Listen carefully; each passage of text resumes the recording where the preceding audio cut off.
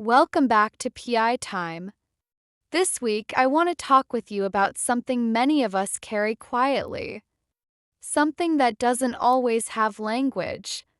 Something we often don't realize we've misplaced until we feel the ache of it. Our sense of value. Not the kind measured by accomplishments or productivity. Not the kind validated by praise or approval. But the more profound knowing of worth.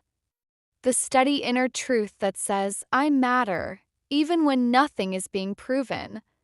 For many students, this sense of value isn't lost all at once, fades gradually, through experiences, through expectations, through moments where we learn to prioritize being accepted over being authentic. We adapt, we adjust, we survive. And slowly, without meaning to, we begin to tie our worth to conditions. If I do more, then I matter. If I give enough, then I belong. If I succeed, then I am worthy. Today is a conversation about how that happens, and more importantly, how we begin to come back to ourselves with honesty, grace, and gentleness. Because recognition, it is always the first doorway into deeper self-love. Let me tell you a story. Aloan was someone others relied on. She was dependable, consistent, always willing to help. She took pride in being the one who followed through, the one who showed up when others couldn't, the one who made things easier for everyone else. At first, this felt good.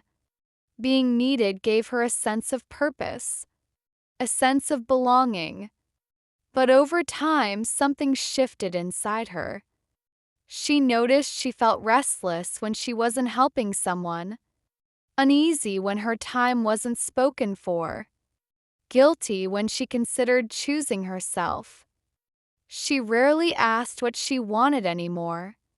Her needs felt inconvenient, almost indulgent, and slowly her worth became entangled with usefulness. If people appreciated her, she felt secure. If they didn't, she questioned herself. One evening, after canceling yet another personal plan to support someone else, Aloan sat alone, staring at the quiet around her. And for the first time, she felt invisible. Not because others couldn't see her, but because she couldn't feel herself anymore. That was the moment recognition arrived. Not dramatically, not loudly, just a quiet realization. I don't know who I am when I'm not needed. That awareness didn't fix everything, but it cracked something open. For the first time, Aloan saw the pattern without blaming herself. She didn't judge it. She simply noticed it. And that noticing became the beginning of change.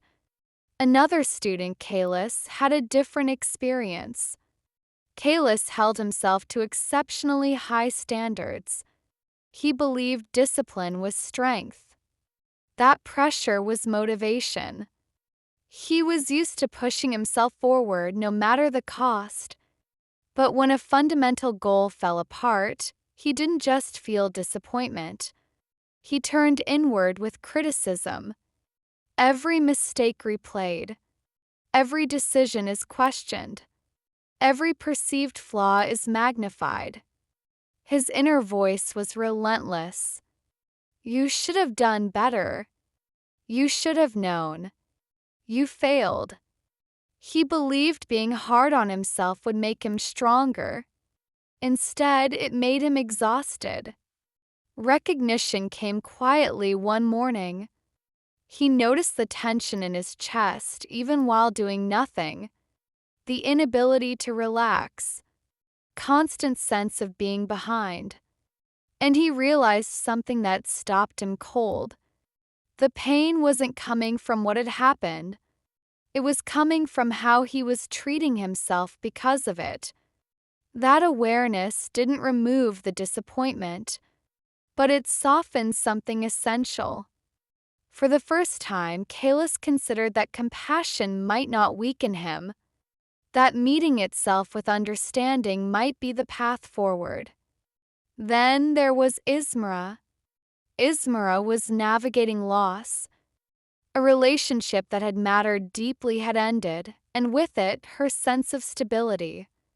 She replayed conversations, analyzed moments, questioned herself relentlessly. What did I do wrong? Why wasn't I enough? What should I have been? Without realizing it, she tied her value to the relationship's outcome. If it ended, she must be lacking. If it hurt this much, she must have failed. Recognition came slowly, through reflection, through writing, through moments where the pain finally demanded honesty. One day, she wrote a sentence that changed everything. I am blaming myself for a loss that required two people. That recognition didn't erase the grief, but it released the shame. She began to see that loss does not equal unworthiness. That love ending does not mean value disappears. That awareness became the first step toward healing. And then there was the Los. The Los had learned how to survive. He kept moving, kept producing, kept pushing through. He believed strength meant endurance, that slowing down was a liability. But over time, survival became disconnection. He stopped checking in with himself, stopped noticing what he felt, stopped asking what he needed.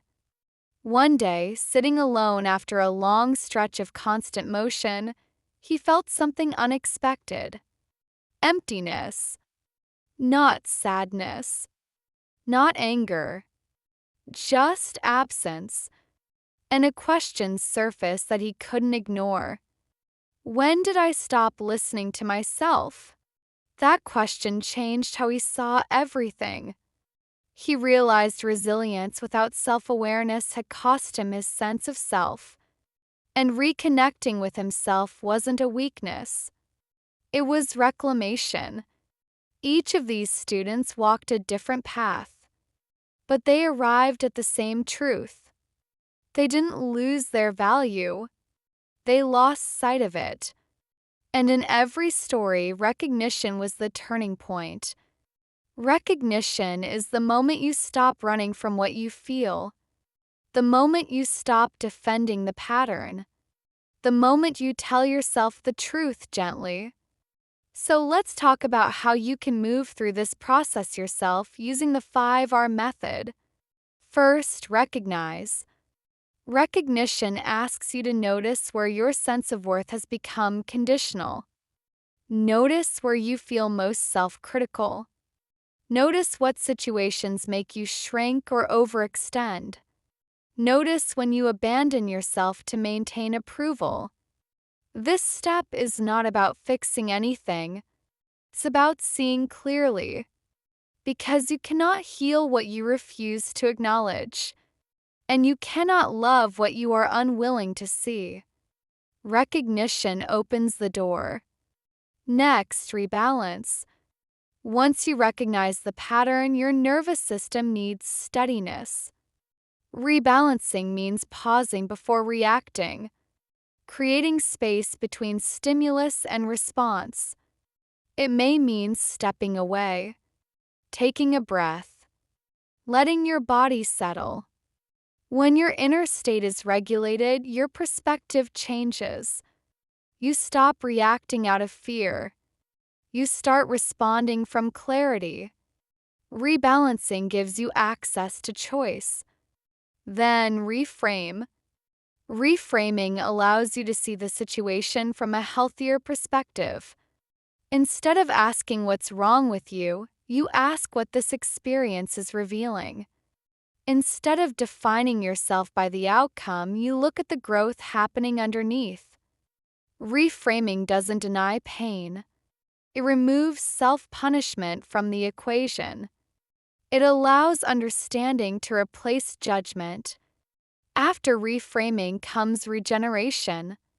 This is where healing happens. Regeneration is the process of restoring what was depleted, emotionally, mentally, energetically. It may involve rest, reflection, support, boundaries. This is where you tend to the parts of you that were hurt by disappointment, rejection, or self-abandonment.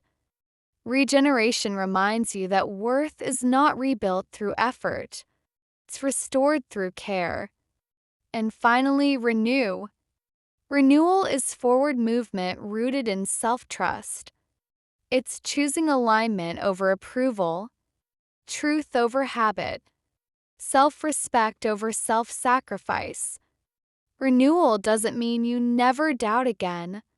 It means you meet doubt differently, with curiosity, with compassion, with honesty.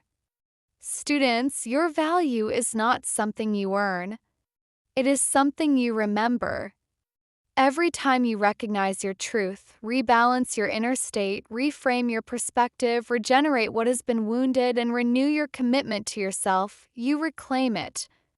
Not forcefully, not dramatically, but steadily, gently, authentically. And that is how deeper self-love begins. On behalf of the whole Positively Improved team, thank you for joining us, and we hope that you will take time every day to pause, reflect, and reconnect with yourself. Until next week, namaste.